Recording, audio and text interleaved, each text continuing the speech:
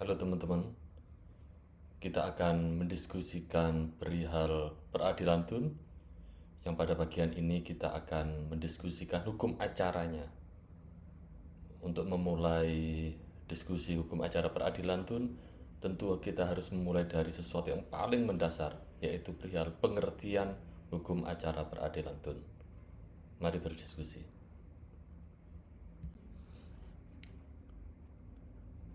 Frasa hukum acara peradilan tun terdiri dari rangkaian 4 konsep. Yang pertama adalah hukum, acara, peradilan, dan tata usaha negara. Keempat konsep ini akan kita diskusikan dalam 4 slide berikutnya.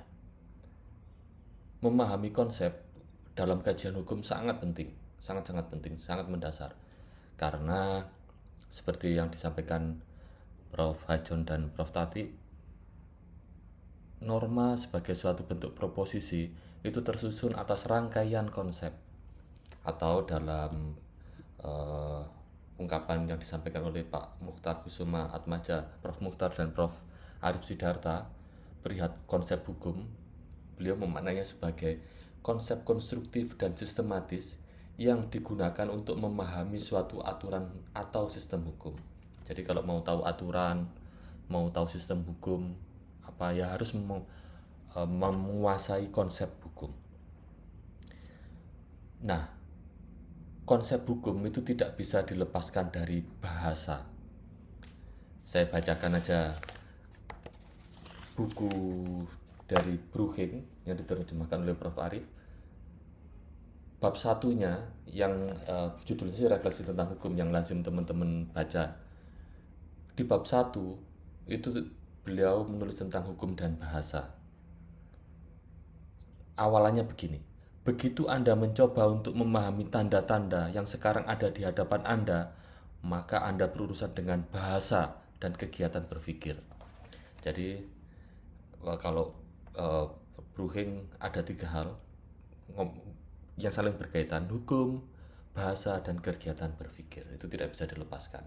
Atau dalam saya cuplikan juga di sini yang ditulis oleh Robin, itu adalah bahasa hukum yang baik merupakan hasil dari cara berpikir yuridis. Mengingat mempelajari hukum itu memang lebih banyak merupakan usaha untuk menguasai bahasa hukum, karena di dalam bahasa hukum itulah bermukim cara berpikir yuridis. Nah, perihal bahasa juga yang di slide sebelah kanan saya fotokan. Kalau teman-teman ke Sangiran, di Museum Sangiran itu ada kira-kira bagaimana sih manusia lebih baik dalam berbahasa. Kira-kira demikian. Konsep pertama dari frasa hukum acara peradilan tun adalah pengertian hukum. Tentu banyak sekali pengertian konsep hukum sebagaimana disampaikan oleh Kant itu yang nggak bisa dibatasi sih memang. Tapi dalam konteks pembicaraan tentang hukum acara peradilan tun yang tentu adalah hukum positif, saya menambah satu makna dari hukum positif, yaitu adalah tatanan khayal yang diundangkan. Jadi hukum positif itu adalah bagaimanapun itu adalah tatanan khayali, bikin-bikinan aja, imajinasi ya, imajinatif aja. Misalnya berkendaraan harus di sebelah kiri, kok tidak di sebelah kanan, misalnya seperti di Amerika atau Eropa. Kok kita ngambil di sebelah kiri seperti Inggris, Jepang, dan banyak di negara Asia Tenggara. Sebaliknya kalau kita di sini berkendara di sebelah kanan, maka kita akan melanggar hukum. Yang hukum adalah di sini di sebelah kiri. Mengapa? Ya karena berdasarkan khayali kita bersama senegara ini kemudian diundangkan, itu beranggapan bahwa apa yang hukum adalah berkendara di sebelah kiri. Demikian juga kalau dalam konteks hukum acara peradilan tun, misalnya gugatan diajukan dalam tenggang waktu 90 hari sejak diterbitkan atau diumumkannya. Mengapa kok tidak 100 hari? Mengapa kok tidak 60 hari, 50 hari, kok 90 hari? Ya karena itu tatanan khayali kita yang demi itu tadi, demi mewujudkan kepastian, kemudian anggapannya kan itu ya, nilai idealnya kepastian, keadilan, kemanfaatan, maka ditetapkan 90 hari itu adalah yang paling pas, kira-kira demikian. Dan itu diundangkan. Kalau sudah diundangkan ya sudah. Itu adalah makna hukum positif yang juga menjadi dasar dari hukum acara peradilan itu. Tapi ingat, kita adalah negara hukum, bukan negara hukum positif. Indonesia berarti juga dikenal adanya hukum yang tidak diundangkan. Sebagai catatan saja. Oke, hukum itu tadi kita bicara tentang tatanan. Jadi pada prinsipnya hukum itu selalu bicara tentang mewujudkan pola kerjasama, pola eh, komunikasi, hubungan yang baik. Itu adalah yang dikehendaki oleh hukum. Dan untuk mengetahui definisi hukum lebih membumi, saya kira kita bisa melihat dari perkembangan peradaban, perkembangan kemasyarakatan kita. Nah, ini ceritanya kan begini. Zaman dulu kan kita memang pemburu pengumpul. Jadi dalam melangsungkan kehidupan kita, kita berburu atau mengumpulkan umbi-umbian, mengumpulkan buah-buahan dan sebagainya untuk kita konsumsi untuk melangsungkan kehidupan kita. Waktu itu kita belum menetap, karena berburu pengumpul kan nggak mungkin kita belum menemukan teknologi yang cukup bagus, jumlah yang banyak. Kita masih, kata kalau meminjam istilah Jared Diamond, kita masih hidup dalam kawanan. Saya dulu pernah di masuk ke suku anak dalam, ke Taman Nasional Bukit 12 di Jambi, beberapa hari di sana, dan hidup sama suku anak dalam yang mereka memang berpindah, berburu dan mengumpul, tidak menetap. Mengapa? Ya karena yang diburu hewan buruannya ya kan berpindah-pindah.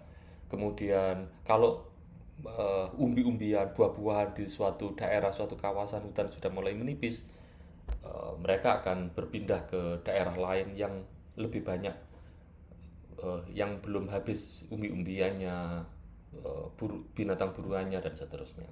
Itu model kehidupan kita seperti itu. Kapan hari saya ke Liang Bua tahun 2025 kemarin. Ini yang di foto paling kiri bawah ini. Ini adalah Liang Bua. Di sana tercetak di artefak yang di bawahnya itu dengan menggunakan karbon, menggunakan macam-macam teknologi yang sangat terukur, itu bisa diketahui apa yang ada di peradaban yang ada di bawahnya yang dulu dilakukan oleh manusia yang ada di sana. Guanya memang seperti ini, tinggi, saya memfotonya dari atas. Kemudian yang di bawah itu lagi ada ekskavasi.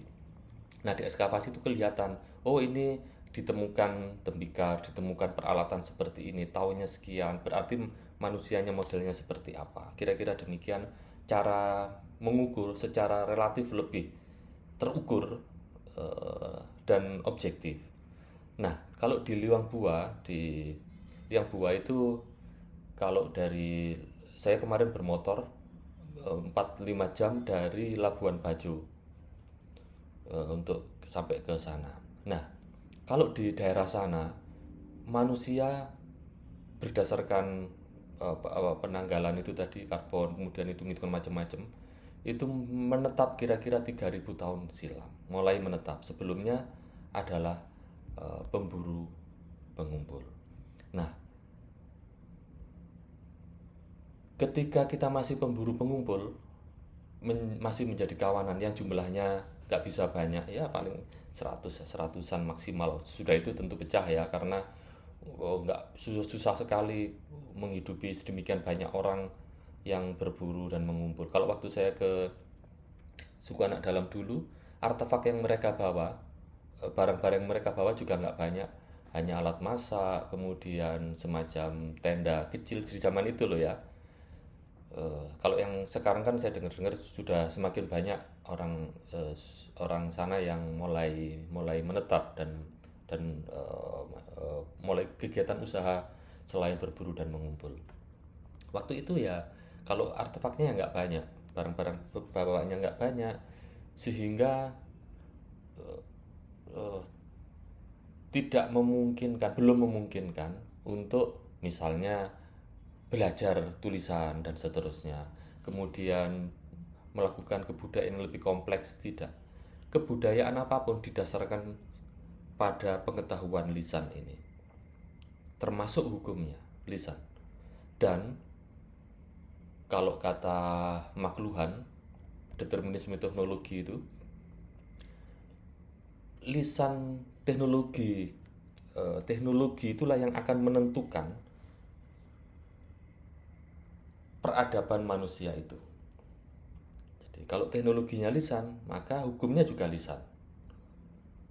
Dan hukum secara lisan itu dibikin bersama sebagai kesepakatan bersama oleh orang-orang yang ada di sana.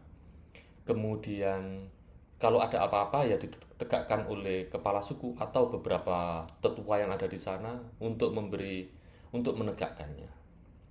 Hukumnya, sebutannya kata Prof. Arif Sidarta, disebut sebagai hukum alami.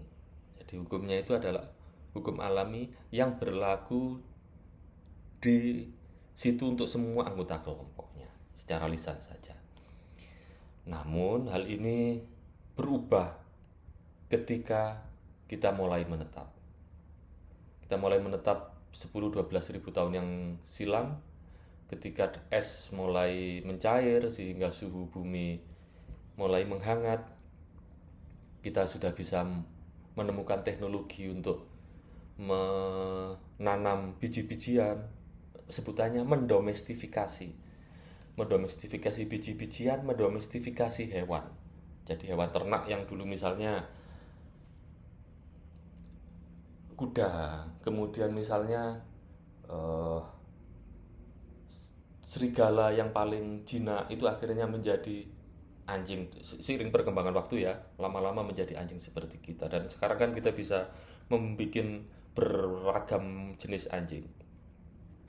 Nah, itu dimulai ketika 12 ribuan tahun silam, ketika mulai es mencair, kemudian udara menghangat, dan dimulainya di daerah sebutannya hilal subur atau bulan sabit subur, dimulai dari Turki, Irak, Suriah, Iran, dan di daerah sana yang memang memungkinkan untuk tumbuhnya jelai-jelai, kawasannya bagus, nyaman, orang bisa berkumpul relatif lebih banyak.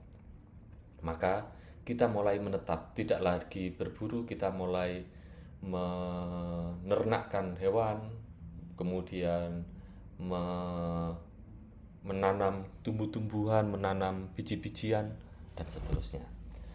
Begitu kita menetap, kita bukan lagi sebagai kawanan, tapi kita mulai membentuk kesukuan, mulai membentuk suku-suku dan seterusnya, yang lama-kelamaan jadi struktur sosialnya mulai terbentuk, tidak lagi sangat egaliter sebagaimana kawanan atau relatif egaliter sebagaimana kawanan, tapi mulai ada strata-strata yang lebih ketat di suku, kemudian kedatuan kalau sudah mulai lebih besar, kemudian menjadi kerajaan, dan kerajaan sekarang masih ada kan. Kemudian terakhir adalah yang sekarang yang lebih banyak adalah sebagai negara bangsa, sebagai nation state. Nah, ketika kita mulai di kerajaan ini, di kedatuan kerajaan, kita menemukan teknologi baru namanya tulisan. Karena kalau hukum alami saja kan tidak memungkinkan orang tahu apa hukumnya ketika kita menetap dalam jumlah yang sangat besar. Misalnya kita bayangkan saja di Sumeria itu ada yang mencatat sampai 300.000 orang. Padahal kalau kawanan kan paling seratusan orang. Kalau di Sumeria itu sampai 300.000 orang. Sekarang sih ada di Irak Selatan ya. Tapi sekarang sudah tandus sekali karena kesalahan pengelolaan, over over pertaniannya sangat over. Tapi situsnya masih ada. Nah, di sana sampai 300.000 orang, tidak mungkin jadi orang dengan 300.000 orang bisa mengetahui apa hukumnya kalau tidak diumumkan, dituliskan oleh negara. Nah, syukurnya kita waktu itu mulai menemukan tulisan. Tulisan pertama adalah yang ada kata husimnya itu berapa? 7.000 tahun yang silam ya. 5.000 atau 7.000 tahun silam, lupa saya. Yang kapan hari sempat dijual di museum 2 tahun lalu kalau nggak salah. Yang ini yang dijual di lelang itu. Nah, di sana kita mulai menemukan tulisan. Kemudian eh,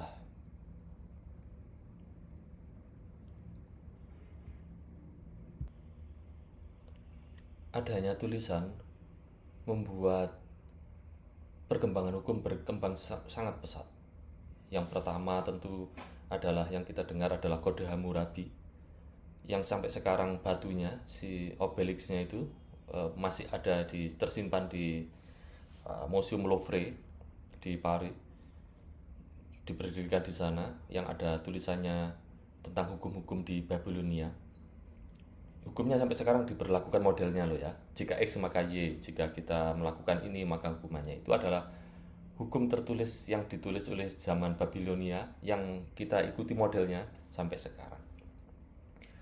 Nah, itu hukum Kode Hammurabi 1700-an sebelum Masehi, berarti sampai sekarang ya anggaplah 4.000 tahun silam. Dan berkembang terus tulisan-tulisan tentang hukum dan menjadi dasar dari cara kita berhukum.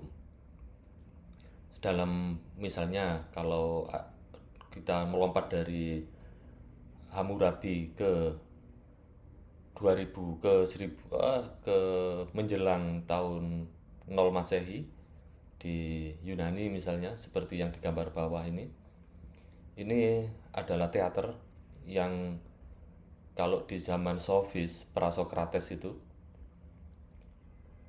itu dianggap bukan hanya sebagai tempat untuk kesenian, tempat untuk uh, uh, uh, panggung politik dan sebagainya, tapi dimungkinkan juga sebagai panggung hukum, di mana kalau kalau yang Sofis itu kan misalnya Koraks itu kan mengajarkan teknologon, itu dia tidak mengajarkan orang untuk menjadi senator, menjadi politisi saja, tidak, tapi mengajarkan orang untuk menuntut hak hukum atau membela hak hukumnya. Jadi orang-orang Sofis itu mengajar untuk ya kira-kira seperti mengajar pihak untuk berperkara, cara menangani perkara. Dan itu menggunakan diantaranya secara lisan, juga tentu menggunakan bukti-bukti tulisan, misalnya dia memiliki tanda bukti hak kepemilikan apa dalam tablet-tablet yang ada di saat itu dan seterusnya. Itu adalah model hukumnya. Dan ini makin kita melompat 2000 tahun lagi menjadi tahun sekarang, ketika negara menjadi negara, maka hukumnya juga menjadi lebih lebih positifis, ditentukan oleh negara. Jadi kalau Duprat misalnya bilang bahwa positivisme hukum tertulis itu yang mengemuka terutama pasca Perang Dunia II, puncaknya ya pada abad 18-19, puncaknya Perang Dunia II, pasca Perang Dunia Kedua, karena pertama kebutuhan untuk melakukan pembaruan, kemudian melakukan pengaturan, melakukan percepatan, itu paling enak itu menggunakan hukum tertulis, menggunakan undang-undang. Jadi itu pertama. Kemudian kedua juga semakin banyaknya aktivitas ekonomi, sosial, politik di masyarakat yang semuanya menghendaki pengaturan hukum. Maka hukum positif menjadi sangat-sangat mengemuka sampai sampai hari ini. Nah, itu adalah eh, definisi hukum itu tadi. Pokoknya pola kerjasama yang nyaman, yang baik di antara semua warga masyarakat, baik dalam masa kawanan, kesukuan, kedatuan, kerajaan, ataupun negara, bangsa, nation state. Hukum dituntut untuk bisa mewujudkan pola kerjasama yang baik. Oke, itu definisi hukum yang kalau foto kanan ini adalah ilustrasi saja. Waktu saya naik di Ranukumbolo dengan beberapa teman-teman pemburu pengumpul di sana. Tapi jangan dilihat cerahnya cuaca dan asiknya begini. Tapi bayangkan malam sebelumnya hanya eh, beralas rerumputan dan triplek yang ditemukan, sama beratapkan langit tanpa sleeping bag, tanpa tenda.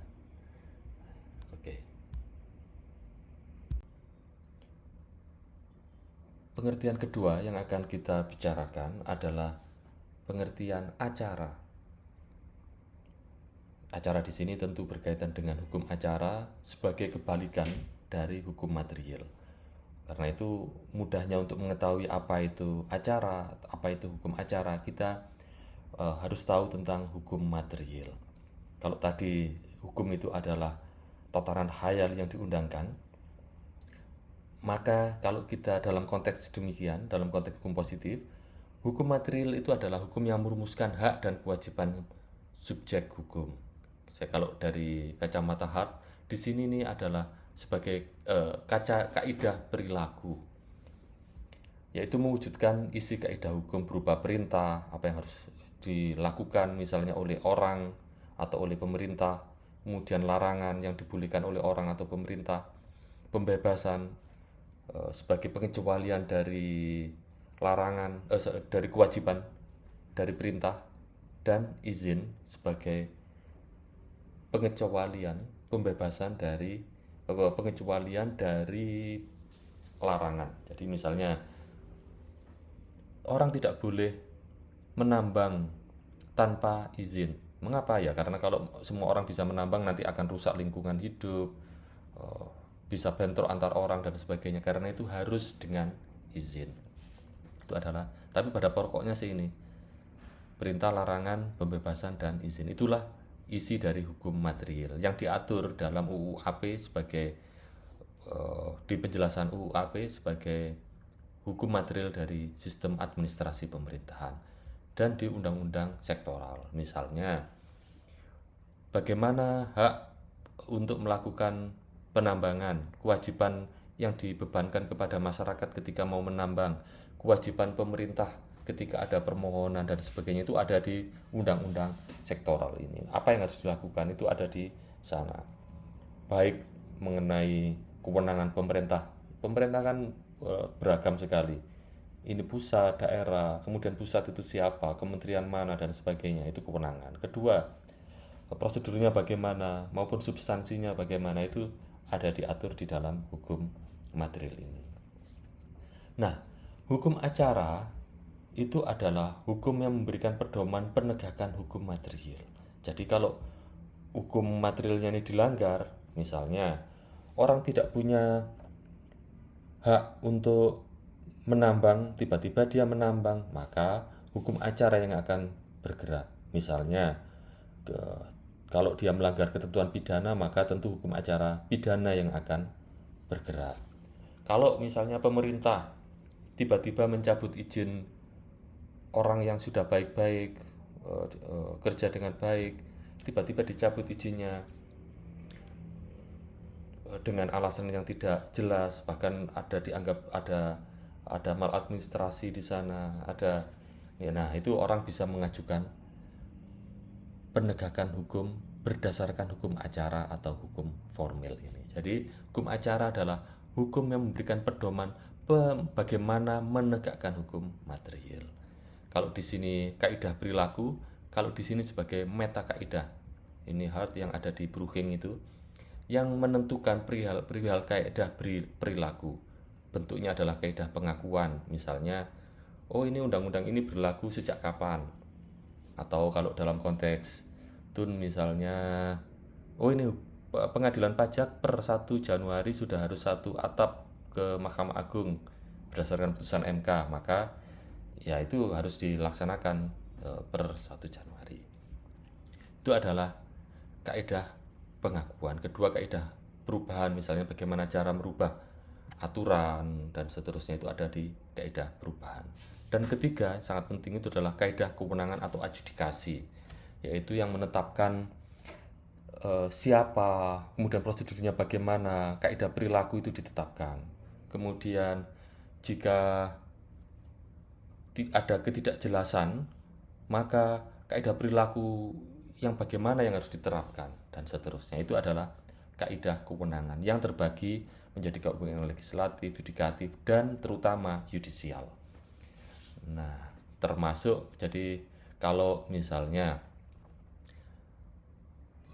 ini ada, kalau zaman dulu orang mohon kemudian diabaikan, maka orang harus fiktif negatif, kemudian diubahlah ke orang mohon diabaikan, oh harus diterbitkan masuk ke pengadilan, kemudian oh tidak, kemudian oleh tiba-tiba undang-undangnya nyabut, oh nggak harus ke pengadilan, diterbitkan sendiri oleh pemerintah, tapi pemerintahnya misalnya tidak menerbitkan keputusannya terhadap hal seperti itu bagaimana.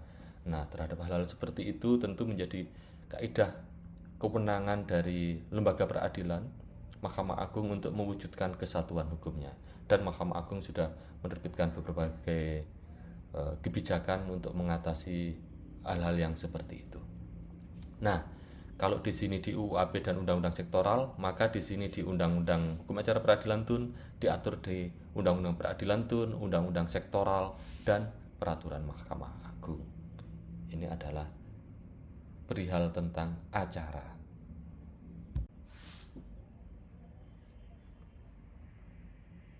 Selanjutnya kita akan membicarakan tentang konsep peradilan. Apa sih peradilan itu?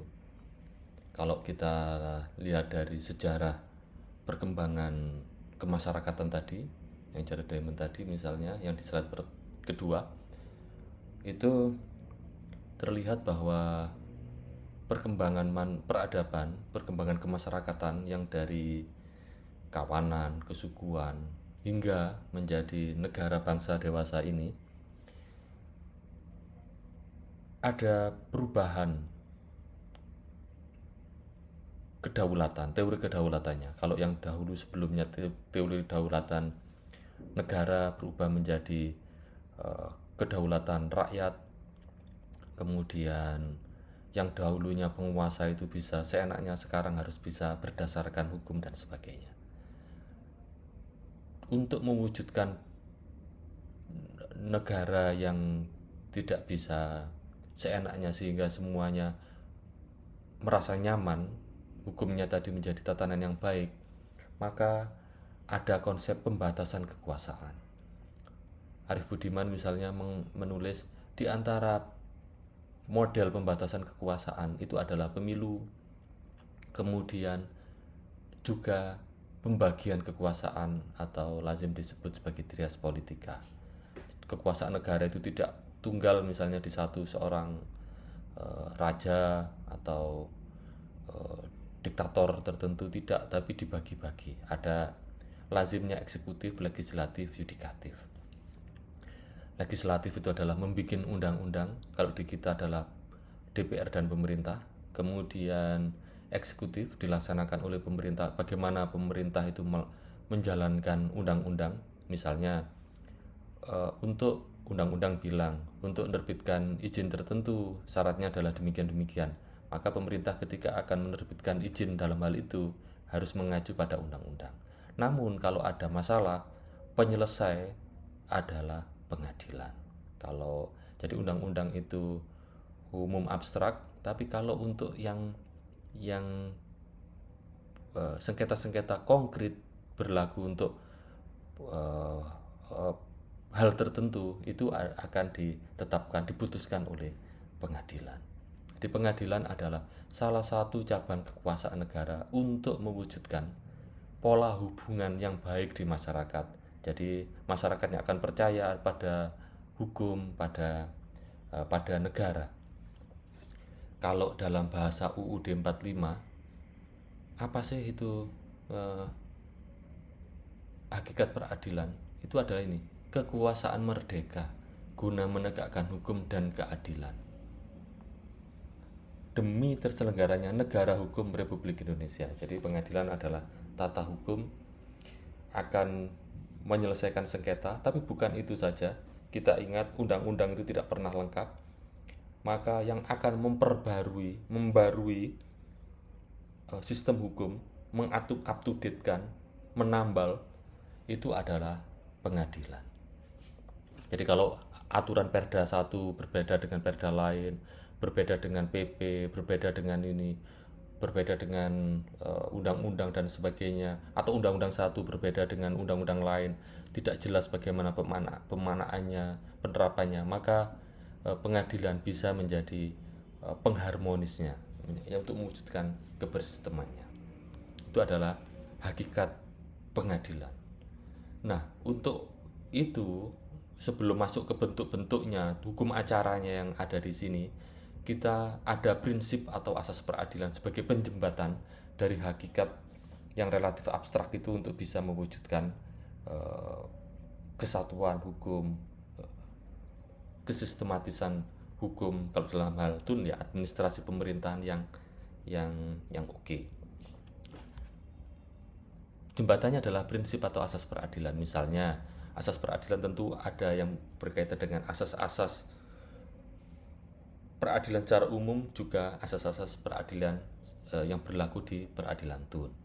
Misalnya kalau yang umum ya independen dan imparsial, karenanya putusan pengadilan itu kan otoritatif, langsung bisa dilaksanakan. Mengapa? Karena hakimnya independen dan imparsial. Kemudian hakim wajib menggali nilai hukum dan keadilan di masyarakat, jadi tidak tekstual saja berdasarkan undang-undang saja, tapi harus tahu nilai hukum dan keadilan di masyarakat.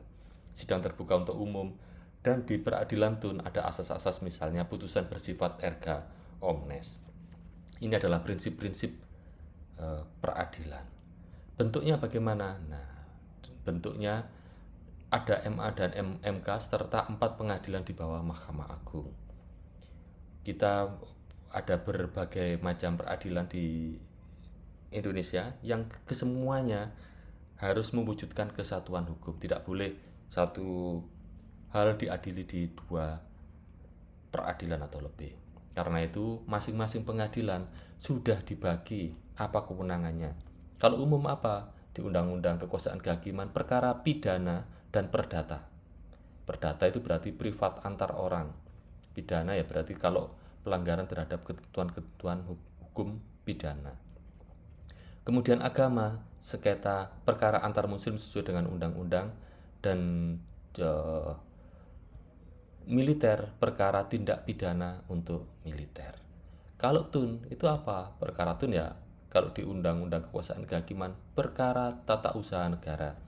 Tata usaha negara berkaitan dengan kekuasaan, berkaitan dengan administrasi pemerintahan, berkaitan dengan hukum publik oleh pemerintah. Jadi pada prinsipnya apapun yang dilakukan oleh pemerintah sebagai eksekutif itu adalah perkara tun. Ini bentuk peradilannya, ada susunan pengadilan, ada hukum acaranya. Nah, kita bicara yang terutama ya akan bicara di hukum acara di peradilan tun, yang kalau dalam konteks yang besar ini adalah bagaimana peradilan tun mewujudkan negara, menegakkan hukum dan keadilan, mewujudkan terselenggaranya negara hukum Republik Indonesia. Ini peta besarnya tentang peradilan, konsep peradilan. Konsep terakhir yang kita bincangkan adalah tata usaha negara. Apa sih tata usaha negara itu? Kalau dalam kacamata HTN ya eksekutif, administrasi.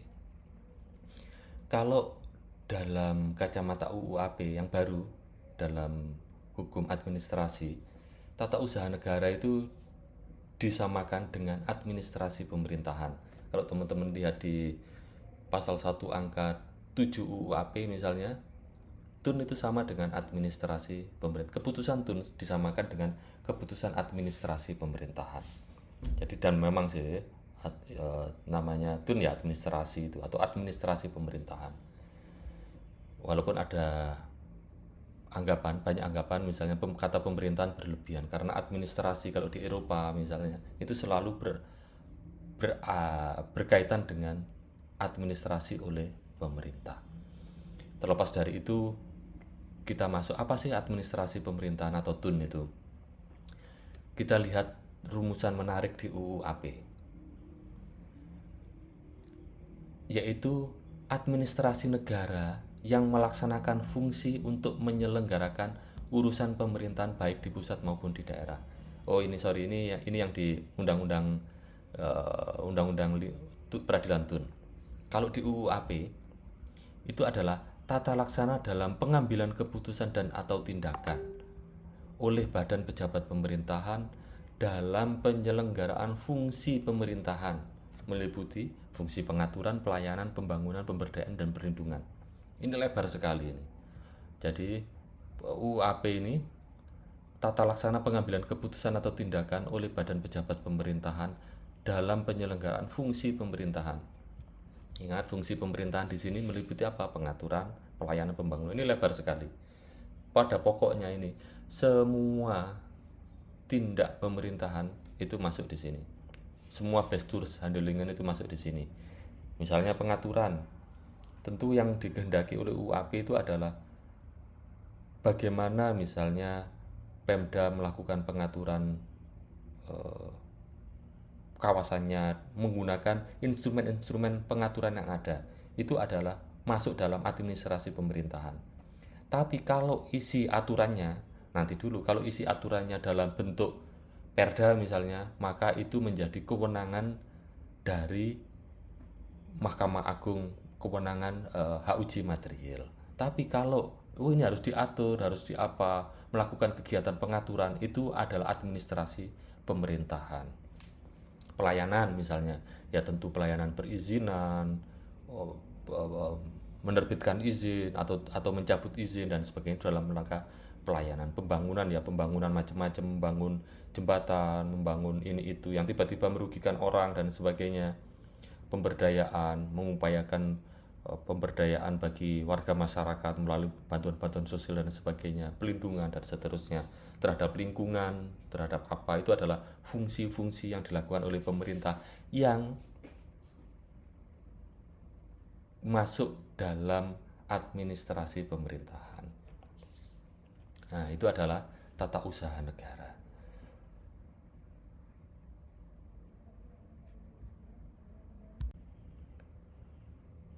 Berdasarkan keempat konsep tersebut, kita dapat mengetahui makna hukum acara peradilan TUN, yaitu hukum yang mengatur cara atau prosedur yang dapat ditempuh oleh warga masyarakat yang merasa dirugikan akibat tindak pemerintahan dan bagaimana pemeriksaannya di peradilan TUN, mulai bagaimana cara mengajukan gugatan, administrasi perkaranya, persidangannya, putusan, hingga pelaksanaan putusan. Terima kasih.